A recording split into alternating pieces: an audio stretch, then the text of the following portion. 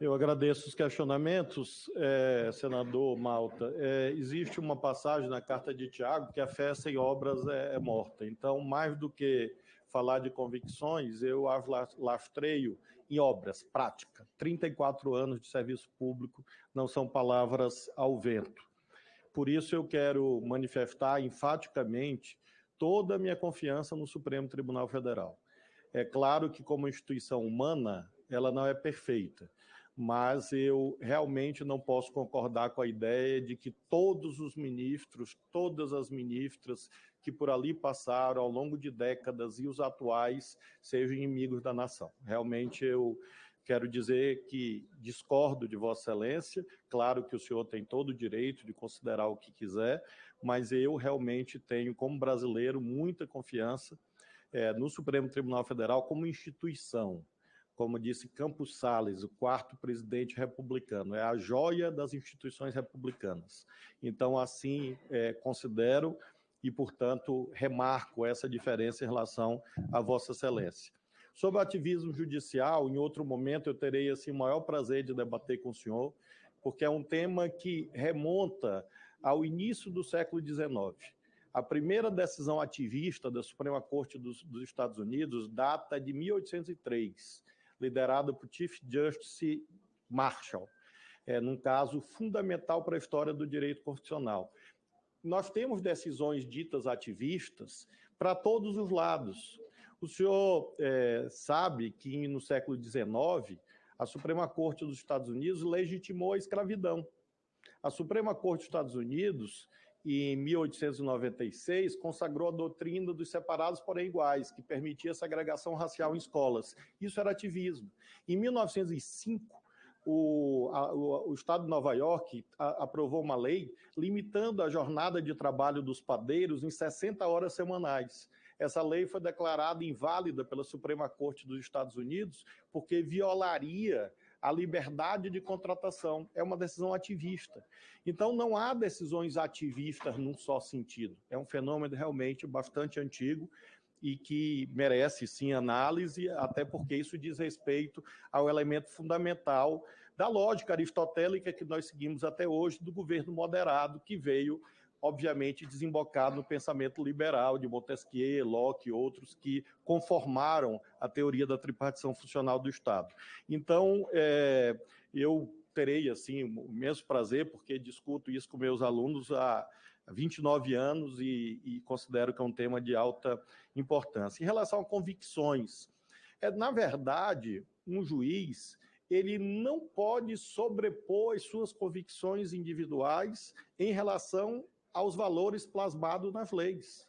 Isso é um ditame básico que emana do nosso sistema jurídico. É claro que não é o juiz boca inanimada da lei de que falava Montesquieu, paradigma oitocentista pós-Revolução Francesa. Não, mas é claro que um juiz tem que controlar a sua subjetividade porque ele não pode ser um ditador. Então, evidentemente, eu considero que convicções pessoais, muitas vezes fiz isso na minha vida de magistrado, 12 anos de magistrado, em vários tribunais, várias cortes. Às vezes você faz o que os da área do direito sabem, que você ressalva o seu entendimento pessoal e diz, acompanho tal posição, ressalvando o meu entendimento pessoal. Então, eu afirmo ao senhor que assim fiz durante 12 anos e assim seguirei fazendo, assim como a política ensina. Quando uma lei é votada, nenhum relator impõe a sua vontade. Ele precisa consertar com C, é preciso articular. E por isso mesmo, às vezes, você cede em relação às suas convicções pessoais para aprovar a lei. Então, eu acho que esse é o sistema institucional certo. Sobre convicções, eu creio que o senhor continua lendo a Bíblia. Eu tenho 3 passagens muito importantes que eu vou apenas mencionar e pedir que o senhor leia. Êxodo 16, sobre o maná que cai do céu. Mateus 25, sobre os pequeninos. E Atos dos Apóstolos 4. Essas são passagens assim, que iluminam com toda a certeza aquilo que eu sou, aquilo que eu sempre fui, aquilo que eu serei. Para precisar a minha posição sobre decisões monocráticas, para não haver equívoco. É claro que as decisões monocráticas fazem parte, sempre fizeram e sempre farão, do sistema judicial brasileiro, claro. porque você tem um sem número de leis votadas no Congresso que autorizam decisões monocráticas. Eu me referi ao controle de constitucionalidade das leis, sendo mais preciso, a ADI, a DPF e a ADC. Processos de índole objetiva que fazem o controle de constitucionalidade das leis, e aí sim, repito o que eu disse, que decisões monocráticas nessa matéria são excepcionalíssimas, nessa matéria específica. Finalmente, sobre a questão da individualização da pena. Sim, claro, é impossível, à luz do artigo 59 do Código Penal, julgar sem que você examine os atributos que estão lá postos. E assim fiz na minha vida toda, e assim farei se merecer a honra de aprovação desse Senado. Em relação ao tema do aborto, minha posição é pública, bastante antiga e reiterada em sucessivas entrevistas. Eu, assim como Norberto Bobbio, tenho uma posição jurídica, no sentido de que o sistema jurídico, o sistema legal, pode ser debatido, talvez, no Congresso Nacional. Norberto Bobbio teve uma posição muito restritiva em relação ao direito ao aborto na Itália. Então, eu não imagino realmente que é caso de uma decisão judicial sobre isso, e sim de um debate no parlamento. Como o senhor sabe, é claro que esse processo já foi votado pela ministra Rosa e, evidentemente, eu não posso, eventualmente, rever o voto que ela proferiu, respeitável, não há dúvida, mas desconforme com aquilo que, particularmente, eu penso. E vários aqui têm mencionado uma confusão entre adversário político e inimigo pessoal.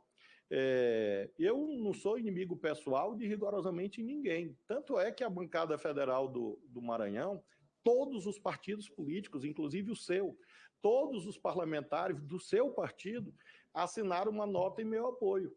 Então, eu não cultivo inimigos pessoais. Falam, o Bolsonaro, etc. Eu almocei com o presidente Bolsonaro no Palácio do Planalto. Ele me convidou e eu almocei com ele. Foi um almoço normal. Então, eu tive várias reuniões com Sua Excelência, era o presidente da República, eu governava um Estado.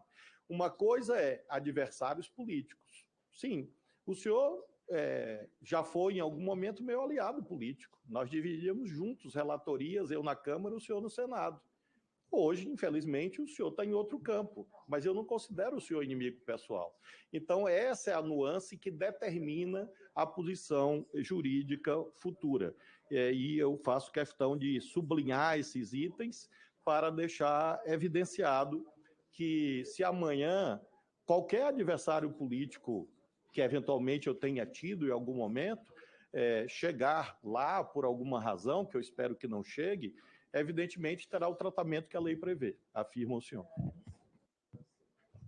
Com a palavra, o senador Magno para a réplica. Bom, senador Flávio Dino,